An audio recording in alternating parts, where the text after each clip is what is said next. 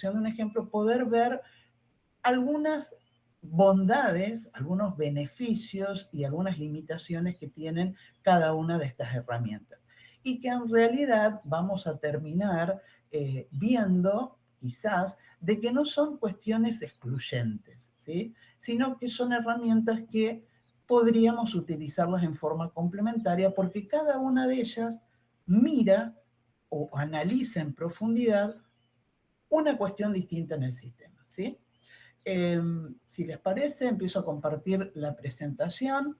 Insisto, es un bosquejo, una primer solución que se puede seguir trabajando porque de hecho vamos a ver que no hacemos uso de todas las herramientas, por ejemplo, del análisis estructurado. Solamente nosotras vamos a presentar una parte, ¿sí?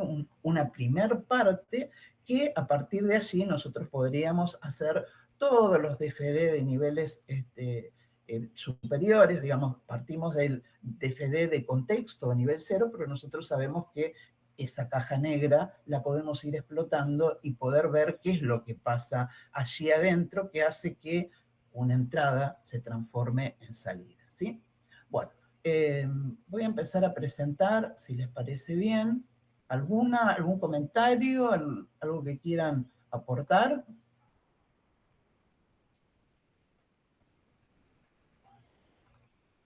Claro. Bien, perfecto. A ver. Allí estamos. ¿Se ve bien? Sí, sí. Bien, perfecto. Entonces, vamos a hacer un breve, no me estaría dando bolilla la presentación. Ahí estamos. Dijimos que de lo que íbamos a hablar era de la diferencia de modelados y ya hicimos mención respecto del paradigma estructurado, pero bueno, aquí tenemos algunas cuestiones más formales que podemos decir respecto del paradigma estructurado, que en realidad lo que propone es crear modelos, ¿sí? Estos modelos nos sirven para representar, siempre que hablamos de un modelo, hablamos de una abstracción de la realidad, ¿sí? De un recorte de esa realidad, de la cual nosotros vamos a tomar algunos elementos que consideramos importantes o relevantes para resolver nuestro problema y otros quedarán por fuera. O sea que también nos permite el modelo establecer límites del sistema. ¿Y qué es lo que nos va a permitir este modelo representar? Vamos a poder representar, utilizando el paradigma estructurado, vamos a poder representar procesos, los flujos de datos, que recordemos que los flujos de datos son aquellas formas que nosotros tenemos de comunicarnos con el entorno, ¿sí? Estos flujos de datos van a poder ser entradas, van a poder ser salidas, que a través del proceso estas entradas le agregan un valor y se transforman en salidas. Y en esos flujos de datos, recordemos que en el paradigma estructurado nosotros decíamos que en ese flujo de datos circulaban, lo podíamos pensar como una tubería, circulaban datos. Estos datos tienen una determinada estructura que nosotros después utilizamos una herramienta textual de soporte a este modelo, visual. Esta herramienta de soporte por excelencia es el diccionario de datos. También recordemos que siempre que decimos que tenemos un modelo visual, una herramienta visual, necesitamos, ¿sí? De por sí solo nos sirve como para comunicarnos, pero para tener un conocimiento más acabado de esa representación necesitamos soportes textuales, como por ejemplo el diccionario de datos y en el caso de los procesos, la especificación de procesos, ¿sí? Entonces, estos modelos, como dijimos antes, lo que hacen es representar los procesos en función de transformación de entradas en salidas, ¿sí? Bien. Por otra parte, del paradigma orientado a objetos, nosotros hicimos una introducción y hablamos de UML. Bueno, UML es una muy buena herramienta que nos permite justamente representar modelos donde se hace un foco en los objetos y cómo interactúan esos objetos, ¿sí? Como para poder responder a determinadas funcionalidades. Como bien ustedes lo saben y lo tratan en otras materias también, el sentido del paradigma orientado a objetos es promover la reutilización, la modularidad y la encapsulación de código, ¿sí? Esto lo que nos va a permitir es crear sistemas que sean adaptables y poder representar sistemas complejos. Bien, hacemos esta breve introducción como para tener bien fresco y bien en mente todos estos conceptos de los cuales nos vamos a servir para hacer el análisis de este ejemplo que vamos a plantear. En cuanto a UML, ya lo dijimos, UML lo que nos va a permitir son herramientas que nos van a, de alguna manera, dar lugar a poder representar de distintas formas y mostrando distintos aspectos de un sistema con un paradigma que pone su foco en los objetos y en la reutilización de dichos objetos. Bien, llegamos al pequeño caso de estudio, lo que yo les decía que es un caso de estudio que está presentado de forma muy resumida y con el solo objetivo de poder mirar esta forma de analizar el sistema desde distintos paradigmas.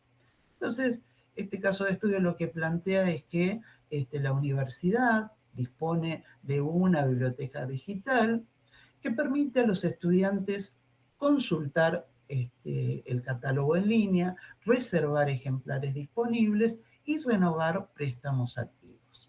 El acceso se realiza mediante credenciales institucionales y las confirmaciones de reservas se envían automáticamente por correo electrónico. Los bibliotecarios pueden registrar devoluciones y aplicar sanciones por retraso, mientras que el personal administrativo genera reportes mensuales sobre la circulación de materiales. Como verán, es muy acotado el enunciado. Sabemos que por detrás existirán muchas otras funcionalidades que cumple un sistema de bibliotecas, pero nosotros a los efectos del análisis lo recortamos aquí, ¿sí? Entonces, como ven, en el texto están remarcados con distintos colores. Tenemos en color naranja algunos elementos y tenemos con color verde otros. A través del conocimiento que ustedes tienen del lenguaje, del paradigma estructurado, ¿cuáles serían estos elementos que estamos viendo resaltados? Los estudiantes, los bibliotecarios, el personal administrativo. Entidades. Entidades externas. Perfecto.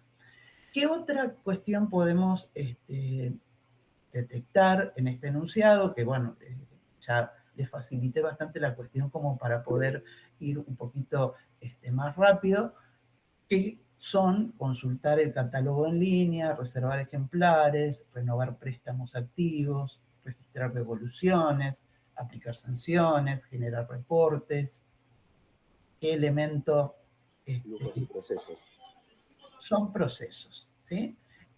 A la luz de lo que nosotros identificamos como elementos en el modelado estructurado, estos serían procesos. Si nosotros lo estuviésemos mirando como tratando de licitar requisitos, nosotros diríamos, bueno, el sistema lo que debe permitir es consultar el catálogo en línea, debe permitir reservar ejemplares, debe permitir renovar préstamos activos, debe permitir registrar devoluciones, tiene que poder aplicar sanciones. En esos términos, nosotros cuando hablamos de licitación de requisitos, seguramente lo habríamos tomado como requisitos funcionales, o sea, funcionalidades que debe cumplir nuestro sistema. Visto desde el punto de vista del paradigma estructurado, lo estamos viendo como procesos. Entonces, por un lado tenemos las entidades externas, por otro lado tenemos los procesos, ¿sí? Que van a estar, cuando nosotros veamos el diagrama de contexto, van a estar por dentro de lo que es nuestro sistema. Recordemos que cuando nosotros vamos a representar en un DFD de primer nivel el sistema, lo presentamos no como mostrando cada uno de los procesos, sino como una caja negra, decimos, ¿no? Donde adentro sabemos de que va a haber procesos y se van a realizar transformaciones de ciertos datos de entrada para transformarlos en salida. ¿Hasta aquí vamos? ¿Se escucha bien? ¿No hay interrupciones? ¿No hay cortes? Sí, no, no. Se escucha. Perfecto. Avísenme porque suelo tener muy mala conexión. Por ahí me voy a quedar hablando sola y no me voy a dar cuenta. Bien, entonces, este es el caso de estudio. Ahora vamos a ver cómo seguimos avanzando respecto de algunas cuestiones que nosotros tenemos que identificar. En primer lugar, para poder realizar un DFD de contexto o nivel 0, lo que necesitamos básicamente son, por un lado, las entidades, por el otro lado, los flujos de entrada y salida. ¿Por qué? Porque los procesos hasta este momento no necesitamos representarlos, si bien tenemos que ir teniéndolos en cuenta como para poder realizar, luego saber cuáles son los procesos encargados de recibir ciertos flujos de entrada y producir ciertos flujos de salida. Recordemos que cuando trabajamos con DFD y cuando hablamos del tema de procesos, cada entrada, ¿sí? Cada entrada de una entidad externa va a poner en funcionamiento, va a permitir la ejecución de un determinado proceso. Ese proceso va a realizar transformaciones que van a tener que sí o sí producir una salida. Esa salida puede ser hacia la entidad externa o puede ser hacia algún almacenamiento. Recordemos que a nivel de DFD, nivel 1, nivel 2, nivel 3, siempre vamos a tener que cumplir con esta regla de que todo proceso, ¿sí?, tiene que tener una o más entradas y producir siempre una o más salidas. Esas salidas pueden ser hacia el entorno, una entidad externa, o puede ser hacia algún almacenamiento, ¿sí? Entonces, dentro de lo que nosotros estuvimos mirando recién y analizando en nuestro enunciado, vimos que teníamos como entidades externas al estudiante, al bibliotecario y al administrativo.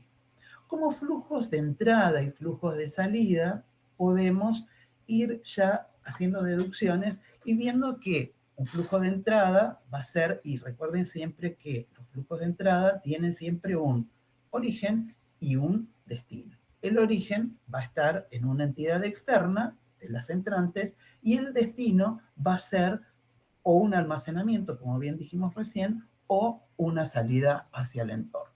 Nosotros aquí lo que hicimos fue listar los flujos de entrada y salida, o sea que aquellos que son internos del sistema no los estaríamos viendo.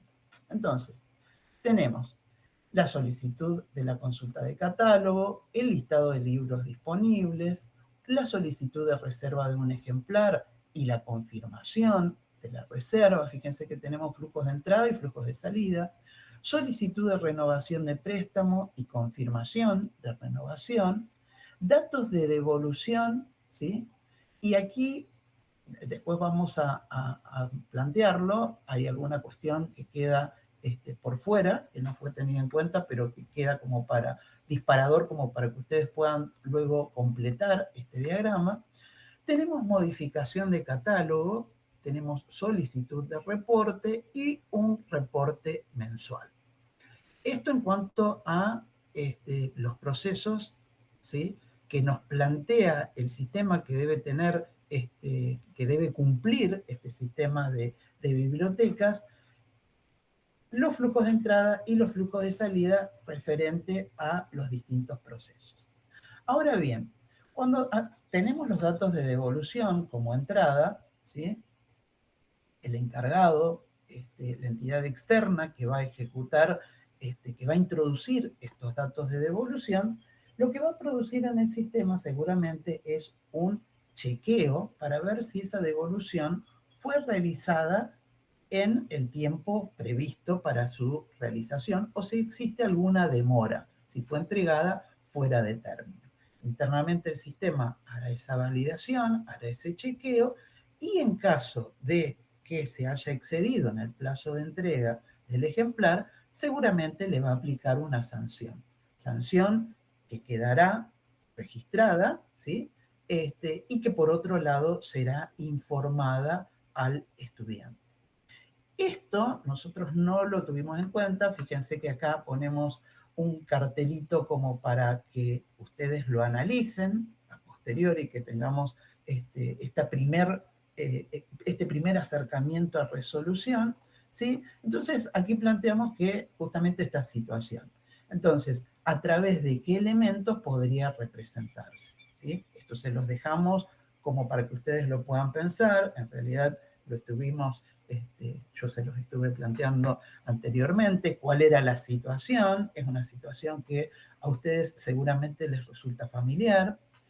A mí en lo personal me resulta familiar. Suelo colgarme con la devolución de los libros que pido en biblioteca y recibo notificaciones del exceso de tiempo y que tengo que devolver el ejemplar, ¿sí? Esto lo dejamos como para pensarlo y como para que después, una vez que ustedes tengan la presentación y tengan esta primera resolución en sus manos, puedan completarla y si quieren pueden ir agregando estas cuestiones, ¿sí? Entonces vamos a ver ahora cuál sería el primer nivel, el diagrama de contexto de este sistema. Fíjense que tenemos las entidades externas, ¿sí?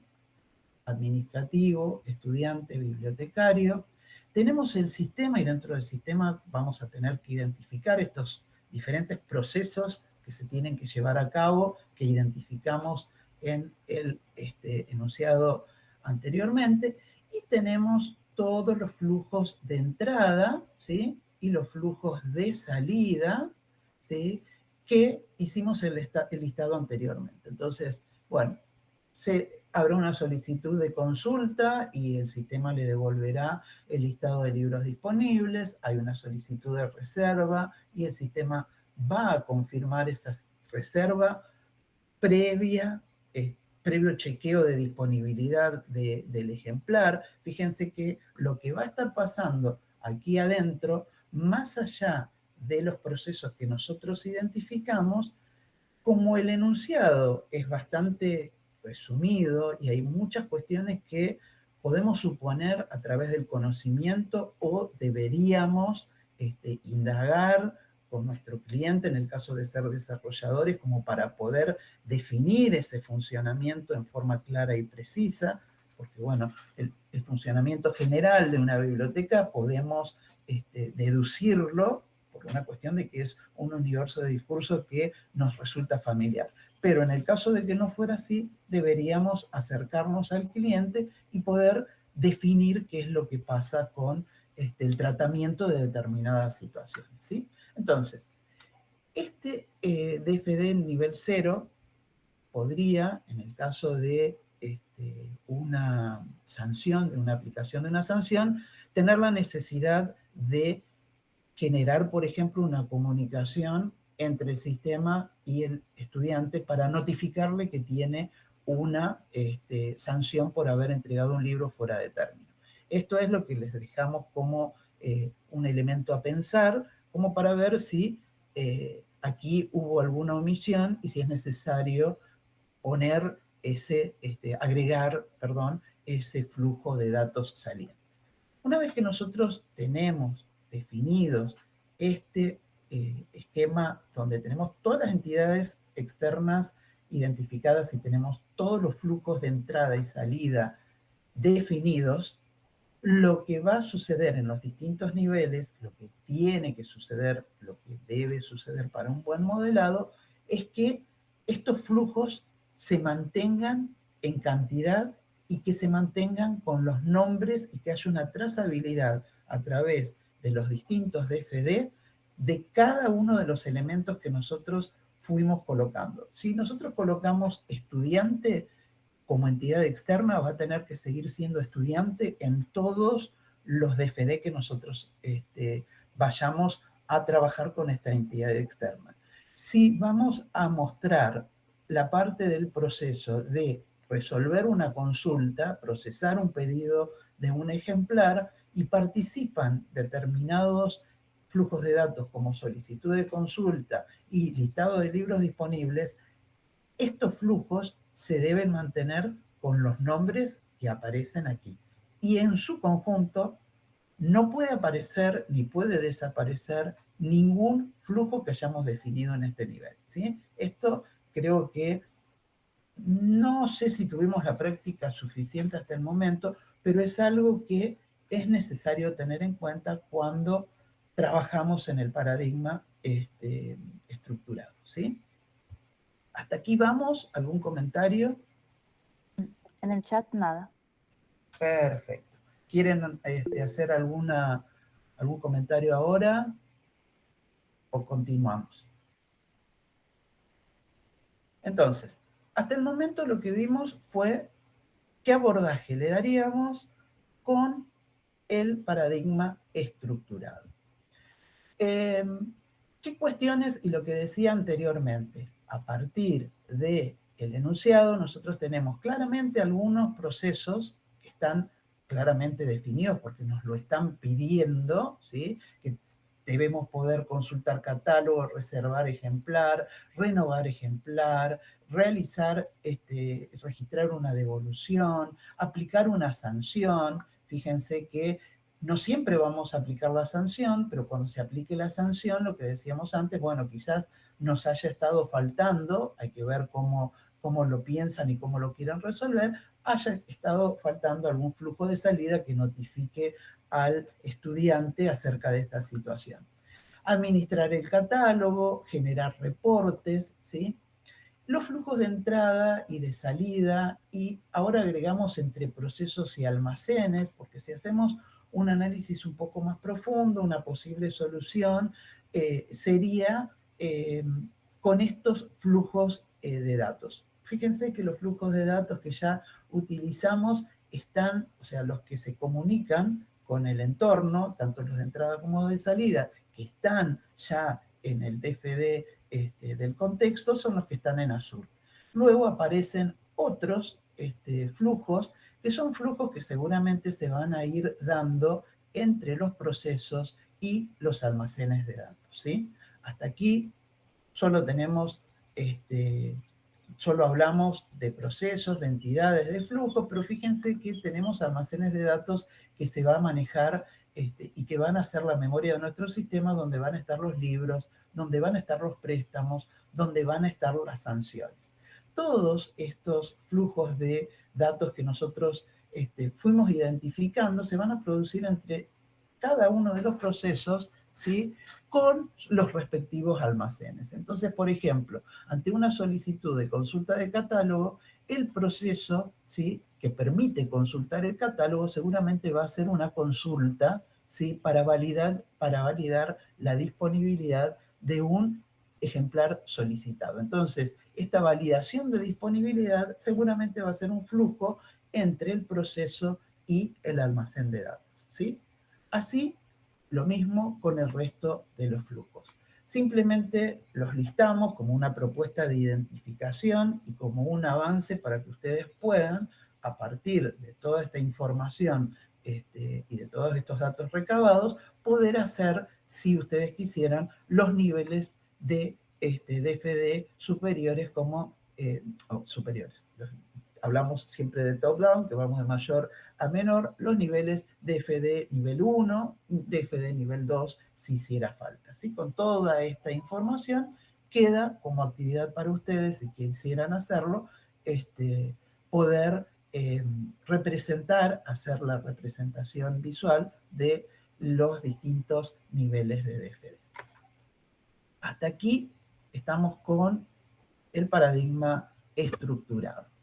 Vamos ahora a aproximarnos al paradigma orientado a objetos y vamos a centrarnos en un elemento, en una herramienta en particular. Vamos a ver los diagramas de casos de uso y, si ustedes recuerdan, en los diagramas,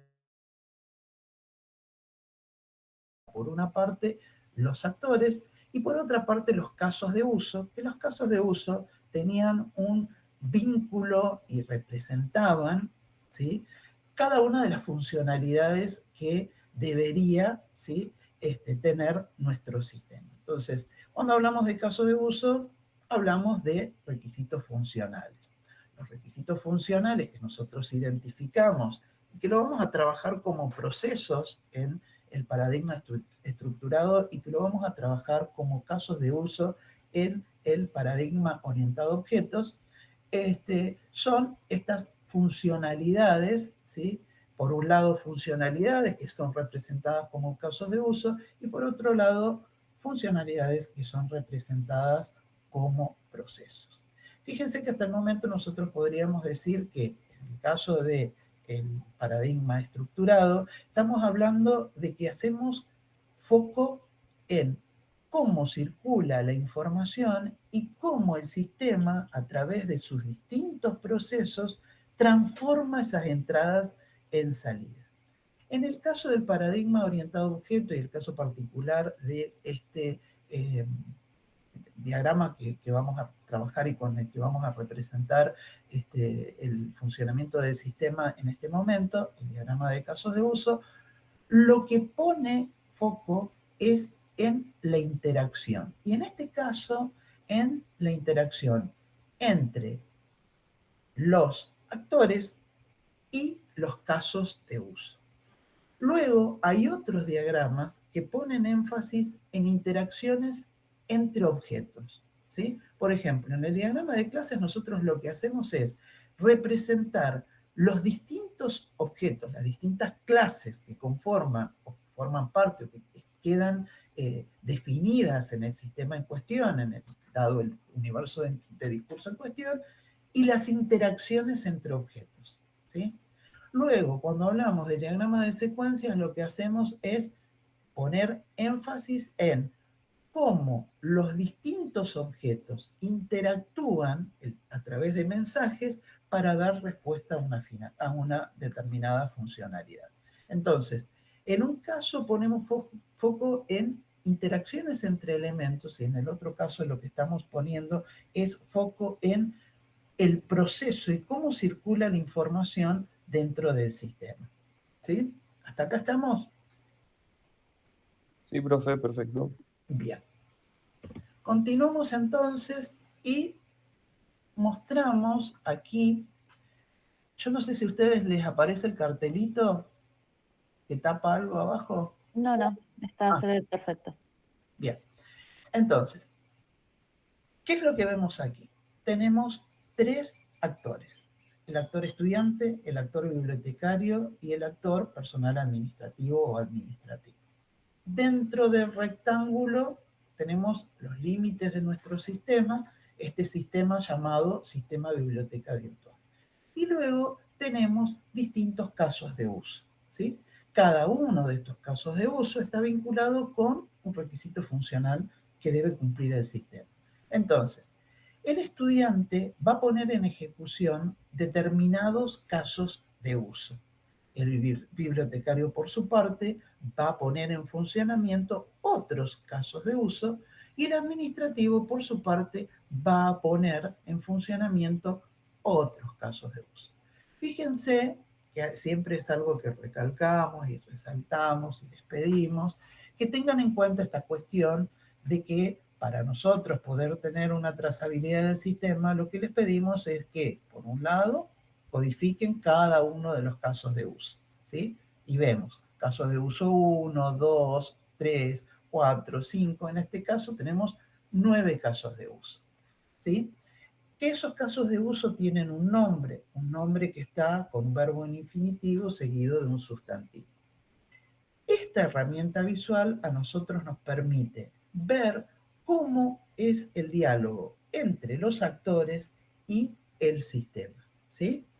Vemos de que hay algunos casos y siempre tenemos estas cuestiones de estas reglas que lo voy a hacer así muy rapidito como para refrescar, pero se acuerdan que nosotros dijimos, bueno, la comunicación entre los actores y los casos de uso son ¿sí? ¿Quiénes ponen en ejecución un caso de uso? Bueno, ponen en ejecución un caso de uso los actores. Y hay una vinculación de asociación entre los mismos, ¿sí? Ahora, ¿cómo se comunican los casos de uso entre sí? Los casos de uso entre sí se pueden comunicar a través de asociaciones de inclusión y de extensión, teniendo en cuenta que una inclusión, ¿sí?, hace que el caso de uso que se incluye, ¿sí?, como es el caso de validar disponibilidad, es de ejecución obligatoria. Siempre que se va a reservar un ejemplar, se va a validar su disponibilidad, ¿sí? En el catálogo no es necesario realizar una validación. ¿Por qué? Porque lo que voy a hacer es hacer una consulta de cuáles son los distintos ejemplares con que cuenta la universidad. Puede suceder que ese ejemplar esté en un estado de que esté disponible o que no esté disponible. Bueno, eso lo voy a verificar cuando vaya a hacer la reserva. Por otra parte, cuando se registra una devolución, y en este caso particular del caso de uso sí está representado, porque está representado como una funcionalidad, y en el caso de el modelo estructurado era algo que iba a estar representado internamente, pero que tiene un efecto con el exterior. Por eso es que esa cuestión queda a resolver. Pero aquí, ¿qué es lo que estoy viendo cuando veo este diagrama? Digo, bueno, hay un caso de uso que pone en ejecución el bibliotecario y que toda vez que vaya a registrar una devolución va a tener que haber un chequeo de fechas de devolución prevista con la fecha actual. Si hubo una superación de fechas, lo que va a haber que hacer es aplicar una sanción. En la extensión no es de carácter obligatorio, ¿sí? No se ejecuta siempre, sino bajo ciertas circunstancias, el hecho de aplicar una sanción, ¿sí? Entonces, aquí vemos el diálogo, la interacción entre los distintos actores y las funcionalidades del sistema, ¿sí? Hasta aquí vamos. ¿Algún Sí, comentario? perfecto, profe. Bien. Pues, o sea, esto es un repaso del año pasado, ¿no? Justamente, sí. La idea es, en la primera clase lo que hicimos fue una diferencia y aquí lo que hacemos es hacer ese paralelo que quizás a través de un ejemplo, como para que quede claramente establecido, algo que a lo mejor no hicimos cuando dimos los temas el año pasado. Es como un punto de inicio, digamos, ¿sí? Perfecto, perfecto, sí. Porque me parecía que esto lo habíamos visto. Bien, lo que seguramente no hicimos fue tomar un ejemplo como para poder ver los dos paradigmas en paralelo y hacer algún tipo de análisis. Pero sí, son todas cuestiones que hemos visto y que ustedes deberían tener disponibles, y la idea es que si no los tienen disponibles, a través de este repaso con un ejemplo, puedan tenerlo como para estar en condiciones de seguir incorporando nuevos conocimientos a los ya conocidos, ¿sí? Entonces, esto ya más o menos lo vinimos perfilando a través del análisis hecho del ejemplo en los dos paradigmas, parándonos en los dos paradigmas, pero lo que yo planteaba anteriormente, ¿no?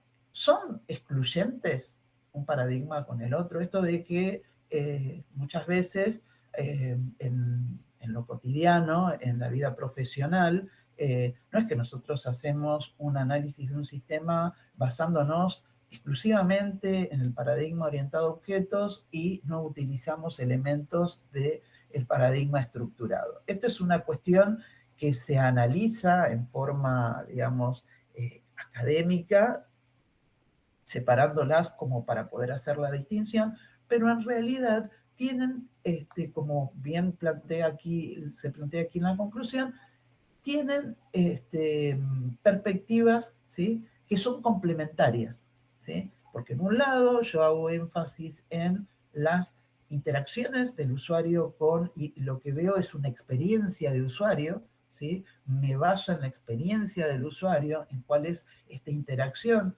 entre el actor y el sistema, y por otro lado analizo cómo se realiza este proceso de transformación de una entrada en una salida. Por supuesto que cuando hablamos de casos de uso, también internamente lo que voy a estar haciendo es, ¿se acuerdan que nosotros hablábamos de una cuestión visual, donde lo que hacemos es mostrar, representar como herramienta de interacción el comportamiento del sistema? Pero necesitamos hacer un soporte textual como para decir qué es lo que pasa adentro del caso de uso, qué es lo que pasa adentro de un proceso. Cuando nosotros hagamos la especificación del caso de uso, estamos haciendo lo que hacemos en el paradigma estructurado en una especificación de proceso. Digo, son desde miradas distintas. En el caso del caso de uso lo vamos a hacer respecto de la experiencia que tiene el usuario, de la interacción que hay entre el usuario y el sistema. Cuando lo haga del proceso, voy a decir cuál es la lógica que sigue el proceso para transformar una entrada en salida. Por lo tanto, podríamos decir, y con toda la razón, de que son paradigmas y perspectivas complementarias. Por un lado, resumiendo y concluyendo, el paradigma estructurado lo que permite es entender el sistema desde su lógica operativa, cómo hace para transformar esa entrada en salida. Mientras que el paradigma orientado a objetos lo que hace es tener en cuenta, representar la experiencia del usuario. Cuando los utilizamos en forma complementaria, lo que vamos a poder tener es, por un lado, una visión más completa y más clara y más acabada del funcionamiento del sistema, y por otro lado, lograr una mirada del sistema que sea mucho más robusta y planificar y plantear tanto luego del análisis, un diseño, una implementación y una puesta en marcha de un sistema, ¿sí?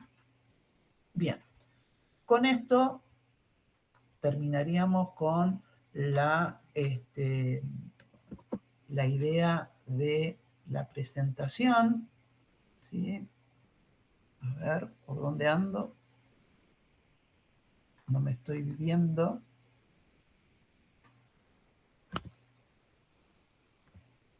Ahí vuelvo. Listo. No, estaba desorientada con las pantallas que tenía, no sabía por dónde seguir. Bien,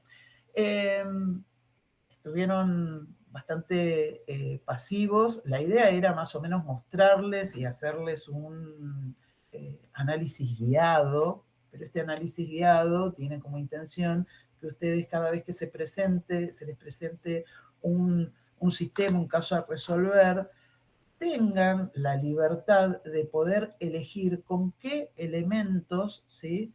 Conociendo los elementos del análisis estructurado y conociendo los diagramas que nos provee UML como para trabajar con un paradigma orientado a objetos, poder discernir y elegir cuándo y qué elemento utilizar para poder analizar y para poder representar este sistema, que puede ser un sistema que haya que desarrollar o que puede ser un sistema que haya analizar de un sistema ya existente o de un sistema existente del cual tengamos que hacer alguna modificación y tengamos que no contemos con la documentación adecuada como para poder hacer ese cambio, esa modificación en el sistema, ¿sí?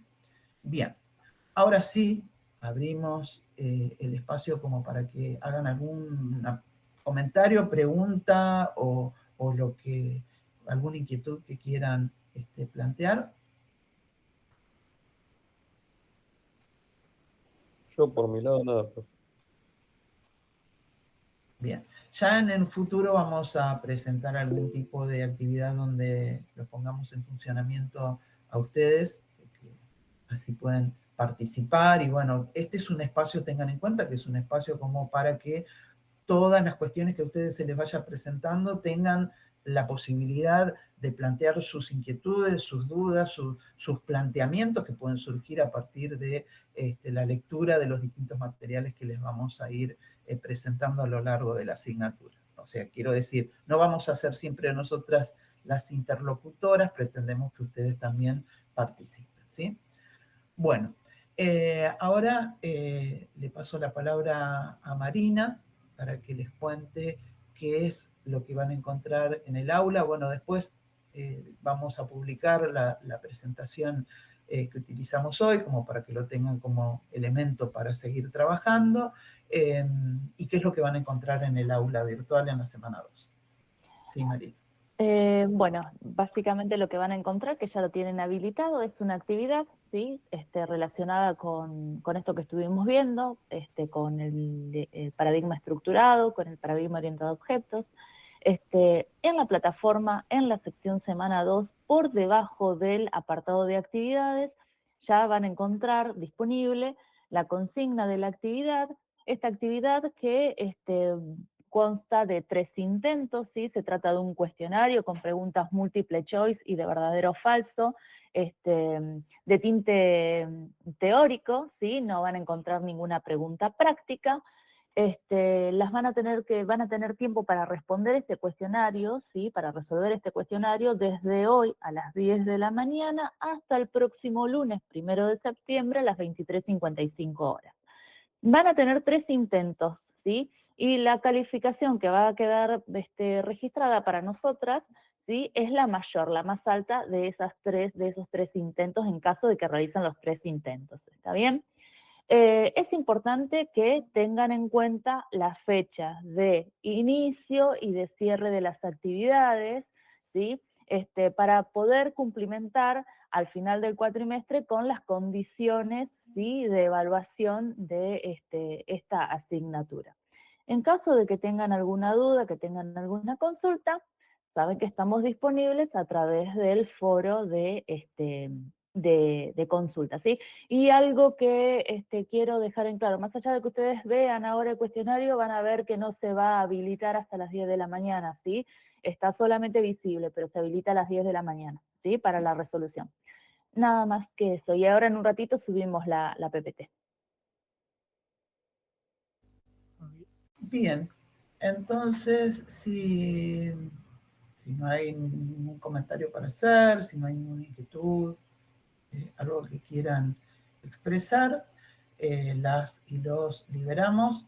Esto que Marina planteó, sí, por favor, tengan en cuenta estas cuestiones. Cuando uno cursa una asignatura, es deseable de que se vaya armando su cronograma de vencimientos de las actividades. Tiene un sentido, no solamente a nivel académico, sino a nivel profesional, son cuestiones a tener en cuenta porque nosotras dentro de lo académico podemos tener ciertas contemplaciones, pero hacen al hábito y tiene que ver con esto de cumplir con los plazos, ¿sí? A nivel profesional, a nivel laboral, son cuestiones que nos traen consecuencias, entonces, bien, vayamos incorporándolo tempranamente, ¿sí? Y bueno, ya están en la carrera un poco avanzados como para saber este tipo de cuestiones de que siempre que hay una actividad hay una fecha de vencimiento y hay que tenerla presente, disponible, más allá de que nosotras nos tomamos siempre el trabajo de enviar recordatorios. Entonces, otra cuestión que sí les pedimos es que tengan el hábito de ingresar a la plataforma, de revisar sus correos institucionales como para ver las notificaciones que les llegan. Nosotras no abundamos en notificaciones, digamos, no los bombardeamos con un exceso de mensajes, o sea que toda vez que les mandamos un mensaje tiene que ver con recordar alguna finalización de entrega o comunicar la disponibilidad de materiales, ¿sí? Así que bueno, que tengan un buen tránsito de semana y nos estamos comunicando a través de el aula virtual, así que cualquier cuestión que se les presente, se comunican con nosotros, ¿sí? Buenísimo, gracias, profe, igualmente. Nos Adiós. estamos viendo, adiós.